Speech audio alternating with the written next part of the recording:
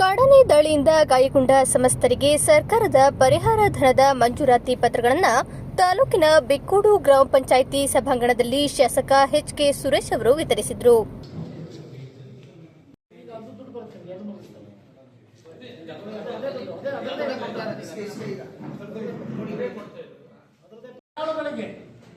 ಅವರ ಔಷಧಿಯನ್ನ ಅಂದ್ರೆ medical expense ಅನ್ನು ಮಾಡಿ 5 ಲಕ್ಷ ದುಡ್ಡು ಕೊಡಿಸಿರ್ತಕ್ಕಂಥದ್ದು ಬೇಲೂರಲ್ಲಿ ಅಂತಕ್ಕಂಥದ್ದನ್ನು ಹೆಮ್ಮೆಯಿಂದ ಹೇಳಲಿಕ್ಕೆ ಇಚ್ಛೆ ಪಡ್ತೀನಿ. ಅದಕ್ಕೆ ಸರ್ಕಾರವೂ ಸ್ಪಂದಿಸಿದೆ, ನಮ್ಮ ಮಂತ್ರಿಗಳು ಸ್ಪಂದಿಸಿದ್ದಾರೆ, ನಮ್ಮ ಅಧಿಕಾರಿಗಳು ಸಹ ಸ್ಪಂದಿಸಿದ್ದಾರೆ.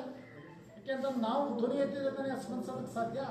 ಆ ಧ್ವನಿನ ನೀವೆಲ್ಲ ಎತ್ತಿದ್ರಿ, ಇಲ್ಲ ಕೊಡಿಸ್ಲೇಬೇಕು ಅಂತಕ್ಕಂಥದ್ದನ್ನ. ಇಲ್ಲಿ ಯಾವ ರೀತಿ ಬಾಂಧವ್ಯ ಇದೆ ಅಂದರೆ ರಾಜಕಾರಣ ಮಾತ್ರ ಹಿಂದೂ ಮುಸ್ಲಿಂ ಇನ್ನೊಂದು ಮತ್ತೊಂದು ಕಷ್ಟ ಅಂತ ಬಂದಾಗ ಬೇಲೂರಲ್ಲಿ ಯಾವುದೂ ರಾಜಕಾರಣ ಇರೋದಿಲ್ಲ.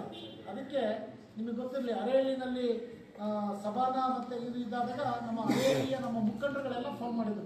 ಏನಂತ, ನಾವು ಈ ದಿನ ತಮ್ಮೆಲ್ಲರಿಗೂ ಏನು ಕಾಡಾನೆ ದಾಳಿಯಿಂದ ಗಾಯಗೊಂಡಿರ್ತಾರೆ ಅವರೆಲ್ಲರಿಗೂ ಕೂಡ ಈ ದಿನ ಮಂಜೂರಾತಿ ಪತ್ರಗಳನ್ನ ಕೊಡ್ತಾ ಇದೀವಿ.